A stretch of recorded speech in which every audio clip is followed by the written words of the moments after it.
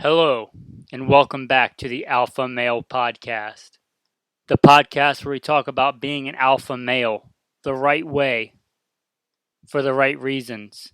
An alpha male, strong, dominant, in control, with power, the men that we were made to be by our Creator, in His image, the one and only God, who made us in His image, who is strong and dominant and in control.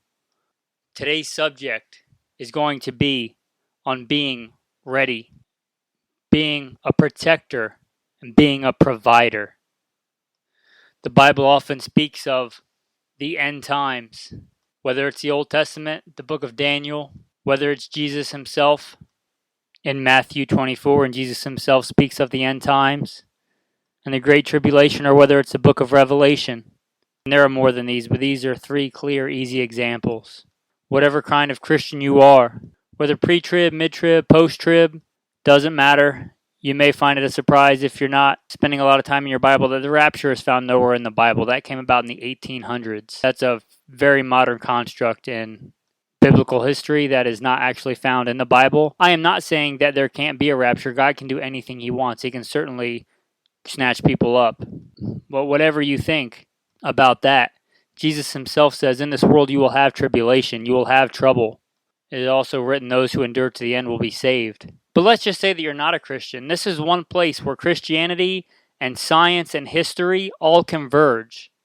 Every great past civilization has collapsed. Even Rome, that was around for 1,000 years, where we've been around for a couple of hundred, collapsed. So even if you're an atheist, you are wrong. Not politically correct? Oh well. Just because you don't believe in God doesn't make Him not real. But even from that perspective, science and history and religion, Christianity, would all agree that things will not always be as easy or continue as they are now. And that, alpha males, is why I'm talking to you today about being a provider and a protector. Not just for yourself, but for those around you. Alpha males don't just protect themselves. Even a mouse will protect himself if he's backed into a corner. Alpha males stand up for those around them, those who are weaker than them. Look at a male lion. Look at what God teaches us in nature. Look at the big alpha male lion. He doesn't just protect himself. He protects his pride. He protects the females in his pride that are weaker than him. He protects his young. If a beast can do that, how much more should you, that strong, dominant alpha male? For it is written, you shall have dominion over all the beasts of the field. You, man, were made in the image of God. How much more should you protect those around you and provide for them? I will roll into the bio so you know who it is you're listening to. Before I do that, don't forget to like, subscribe, and comment on whatever platform you're listening to this on. It would be greatly appreciated. If you've heard the bio before or you just don't care who you're listening to, you can go ahead and skip ahead to about 5.5 minutes in. That should get you through this intro. Who I am. First and foremost, I am a Christian. I make no apologies for that. I grew up in the southeastern United States, what most would consider poor. Grew up hunting and fishing and shooting at a very early age. I joined the Marine Corps at 17. I did combat tours, plural, in Iraq. After that, I was an urban warfare instructor for the United States Marine Corps. After the Marine Corps time, I went to work for LAPD, where I worked regular assignments and more specialized assignments. I've also been a private contractor for the federal government. I've also served the United States Army, both full-time and part-time National Guard. I have been a state rifle and pistol champion in a few different states, a few different times over. I started shooting competitions even before I joined the Marine Corps at 17. I am very blessed to have all those talents, and I am very blessed that God got me through everything that He's gotten me through alive and in one piece and made it back safely when a lot of other good men did not. Not because of anything that I am, but because of who God has made me and because of how much God has protected me and sheltered me. I have served as the commander of a tactical team in a large metropolitan area where our primary job is to stock active shooters. I've hunted and fished all over this beautiful country, everything from whitetail on the East Coast and mule deer on the West Coast, and elk and bear and wolf and exotics, buffalo. I've been a professional hunter and guide, professional firearms instructor, FBI certified, NRA certified, other 3-letter government agency certified, professional firearms instructor for a lot of years. And as I mentioned first, the most alpha thing about me is I am a follower of Jesus Christ, the ultimate alpha male. With that being said, we'll get into today's topic. Now, I think we would all agree as alpha males that it is our duty to protect and provide. Now, you just heard the bio and a little bit about me. Now, some men feel a calling to protect their country and join the military. Some men feel called to protect their community and they become a police officer or a National Guardsman, which kind of does both. Some serve in other ways. Some protect and provide in other ways, whether that's being a mentor or being a good father or being a good husband, ruling in the fear of God in whatever capacity you're called to in life. But part of that is being a provider, a protector. How alpha male are you if when something bad happens, if you can't just go to the store and buy food, you and your family are standing in line like a refugee waiting to get food from FEMA? Or somebody breaks in to harm your family and you call the police, and in the 5, 10, 15, 20, 25, 30, 35 minutes it takes for them to get there, which is not uncommon, they do horrible things to you and your family while you just stand there. Is that what alpha males do? No, alpha males provide and they protect. Now, a lot of people, when they talk about survival or preparedness or being ready or anything like that, they go through the, water, food, shelter. Well, I'm not going to do it that way. I'm going to do it in the order of actual need, which you may disagree with. That's fine. Just do it respectfully in the comments and we're all good. The number one need you have is God. God made you. You exist because of God. A little saying God put in my heart a long time ago. I am because He made me.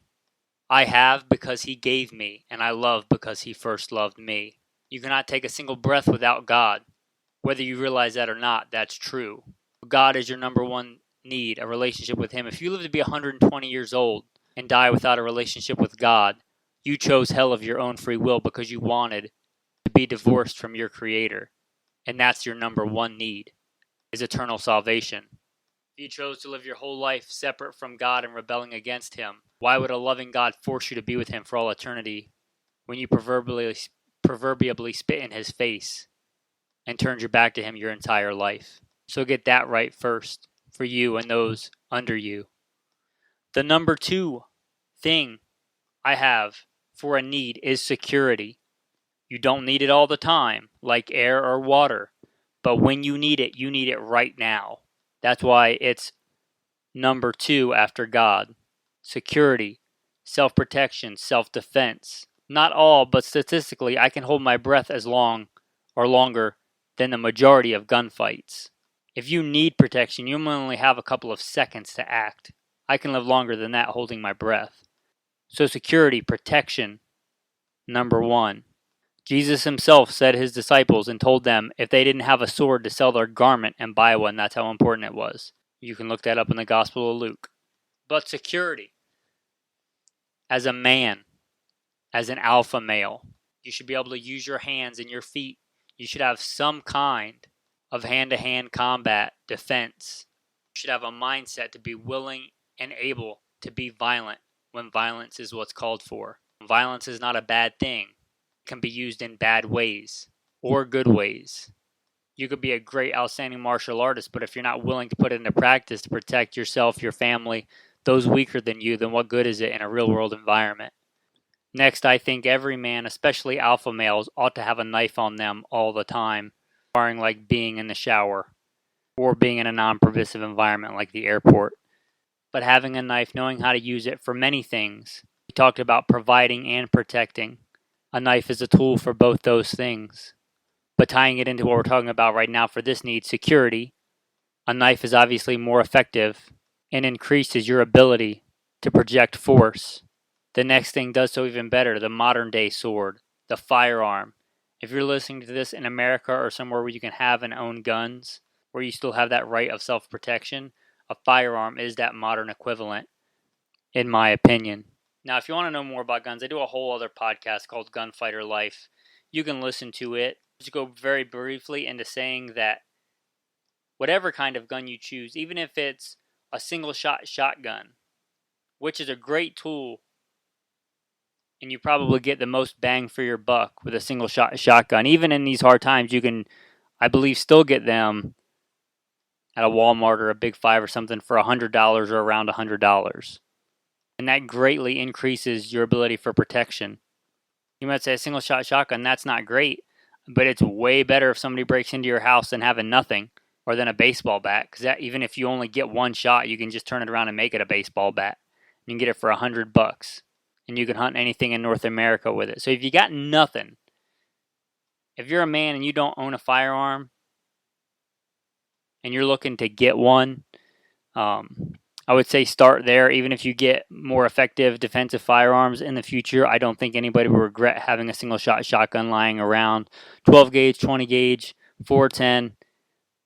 If you don't have a gun, that greatly increases your ability to provide and protect your family. So whether it's a single shot shotgun or a 22 rifle or a Glock 19 or an AR-15, get it, train with it, have the mindset with it, be ready to protect, provide, defend what you are in charge of. Be ready to be that lion, aggressive and dominant, if the time ever comes that you need to be. Next, most people will jump to water. I'm going to go over one most people skip, and that would be air, because you need air more than you need water. And we take it for granted because it's always around. But throwing in some pop culture here, what's the number one rule of the zombie apocalypse? Cardio. Now, I just got done with a run. But air, if you've ever been in a real physical fight, you'll know how tiring it can be.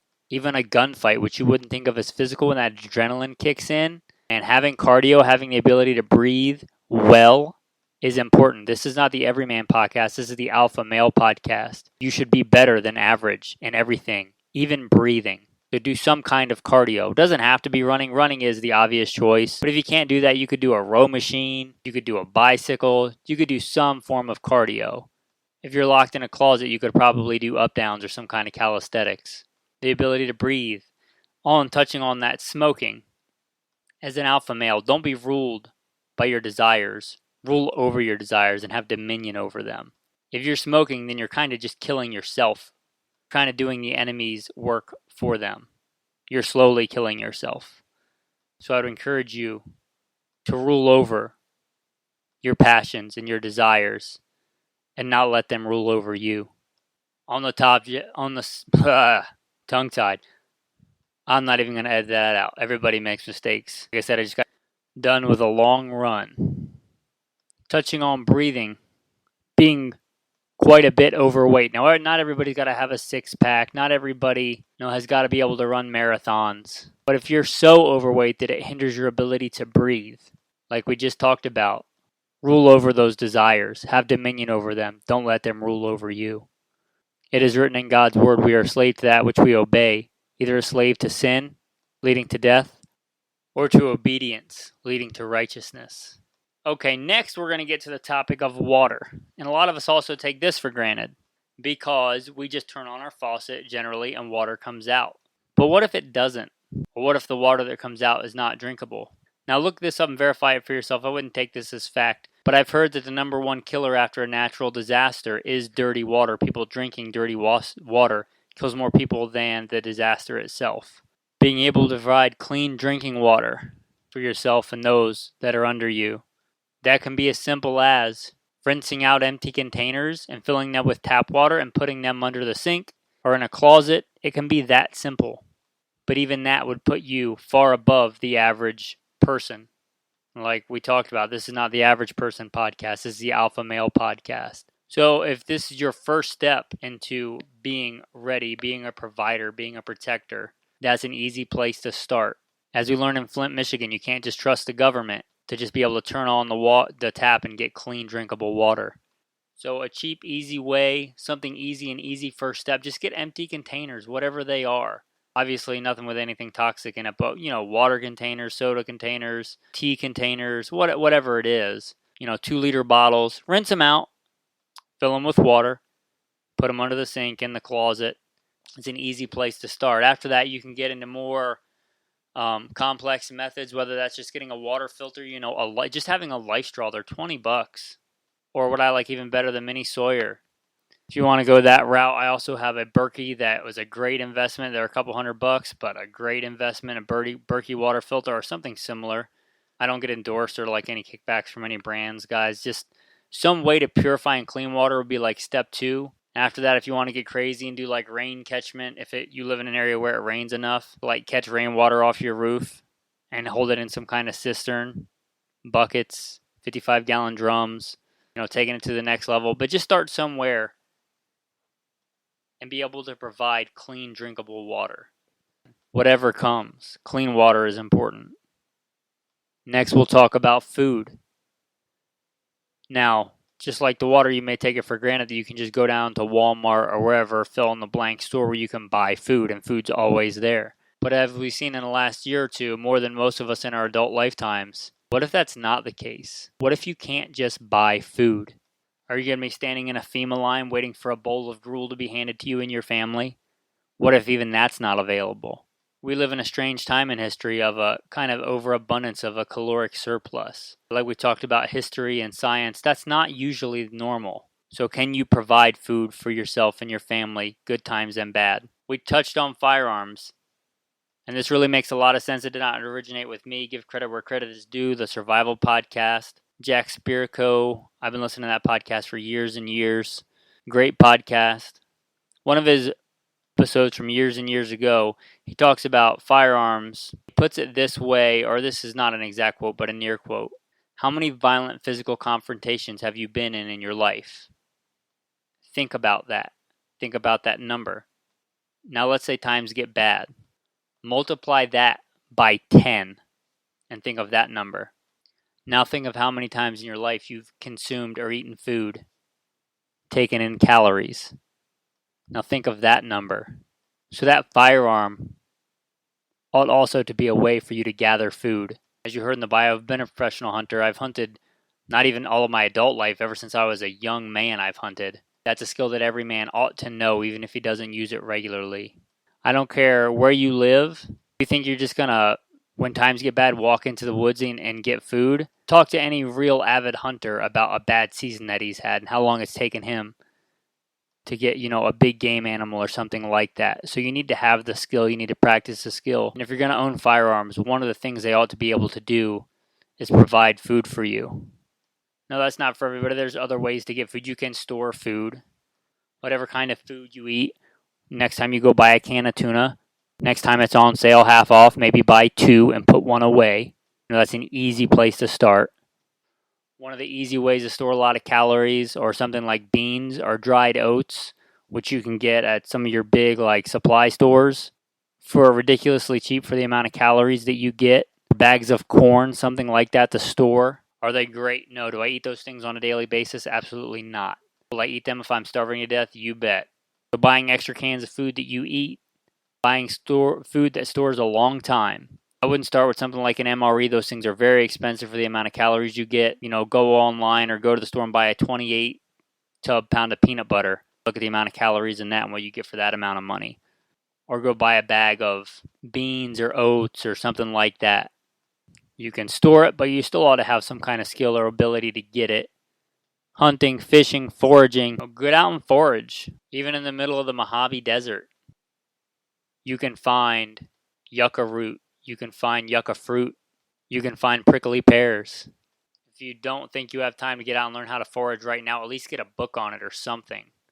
Common edible plants in your area. We live in a great time where you can get on your smartphone and just look up common edible plants in your area. Now, there are other ways, but you get the point.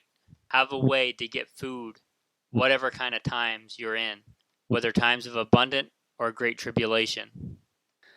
Next thing we'll talk about, shelter. Now, shelter could even supersede food or water if your environment is extreme enough. Now, most of us are blessed, myself included, to have a roof over their head. But like we talked about the other things, what if you don't? Talked about in other areas, easy places to get started. Just at Walmart, just a dome tent for, 20 or 30 bucks. If you've ever had to sleep outside. Are tents great long-term, little dome tents like that? No, they're not. I spent plenty of time in tents. They're far better than nothing if it's raining and cold and miserable outside, or if it's super hot and you need shade. It's an easy place to start. Your vehicle is also a backup shelter. Keeping a sleeping bag in there. Keeping a poncho and a poncho liner in some kind of bag that you can grab and go with. An easy place to get started, maybe even easier than a dome tent, is going to something like Harbor Freight and getting a tarp and a moving blanket. In a bad environment, even that would greatly increase your chances of being able to provide and protect yourself and those around you. And talking about shelter, hitting on that, what if you have to leave your primary shelter? Having your gear ready and able to go, being able to provide and protect not just in your primary dwelling, but in other places. There are plenty of channels and things like that talking about bug out bags and things like that. That's not the primary focus of this episode. Maybe I'll do a whole episode on mine or different versions thereof or how to get started. But that's not the focus of today's episode. But don't just assume you'll always be at home if something bad happens. Being able to move with a shelter, being able to go to different environments and provide food, being able to get from one place to another. I hope this podcast has made you think, being that alpha male, that it's your duty, if you didn't already, to provide and protect those around you. Because no matter what philosophy you ascribe to, I don't think that any sane, rational person, especially if they read the Bible, but even if not, would say that there's not at least a significant chance in their lifetime that they'll have to go through hard times. There's not a chance that things will stop being as they are now. You may have to protect and provide for your family, for your friends, even to strangers, to love your neighbor as yourself. You can't give what you don't have. Have the mindset, have the skills, have the abilities. For it is written, to he who has, more shall be given. So use those things that you've been given. Be ready to share them, and above all, be ready to share what's most important, the gospel. Why, no matter what times you're in, good times or bad times, be ready to give an explanation for the hope that you have and the salvation you possess. Thanks, guys. With that, we'll wrap up today's episode of the Alpha Male Podcast. Hopefully it made you think a little bit. Hopefully maybe pointed out some areas where we all need to improve on. Like we talked about earlier, don't forget to like, subscribe, and comment. If you like this podcast, you may like a few others that we do. The umbrella for all those is goodshepherdtraining.com. You can visit the website, goodshepherdtraining.com. You can also visit Good Shepherd Training on Instagram and Facebook. You'll see other podcasts that we talked about. This one, obviously, the Alpha Male Podcast, and then Gunfighter Life. If you want to get into more about guns, if that's kind of one of your things. Also, if you care about the important stuff, Simple Man Sermons. Again, goodshepherdtraining.com. If you want to support, don't forget to like, subscribe, and comment. Tell your friends about the podcast. Share it with them. You can just send it to them directly. If you want to support financially, because sadly podcasts are not free. They're free for you to listen to, but they're not free to produce. So if you'd like to support this message, if you think it's worth just $1 or more a month, you can go to Patreon. You can sign up on there. You could also get on there and ask me questions directly if you sign up, if you think that's something you want to do. If you have it in your heart to give, give. And if you don't, and don't feel guilty about it. God provides. With that, guys, thanks and have a blessed day.